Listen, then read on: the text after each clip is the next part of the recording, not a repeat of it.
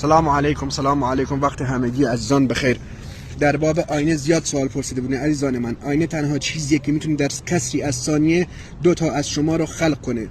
وقتی این قدرت آینه داره بهش میگن پلتار، دریچه، هر چی که هست. خواهشاً مراقب اطفال باشین، مراقب دختران زیر 5 سال 6 سال باشین. هنوز درک اینو ندارن که انسان و یک موجود ببینن دقیقاً مغز نمیتونه پردازش کنه که آیا این انسان یا یک موجود یک بحث ماورالطبیعه میشه.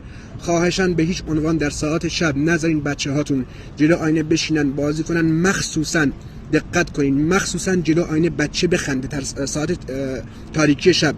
جدی بگیرین کماکان که خیلی از اطفال درگیر این مشکلات هستن و خانواده ها آگاه نیستن و مراجعه به روانکاو و روانپزشک و از همون دوران طفولیت بحث دارو و درمان شروع میشه و بچه بزرگ میشه و متاسفانه آینده خوبی در انتظارش نیست.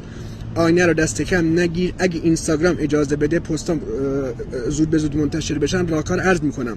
همین که کنار آینه هایی که قدیان و بچه جلوش وای میسته 2 تا فعلا میخ بذارید کافیه، 2 تا میخ برنجی. موفق باشید.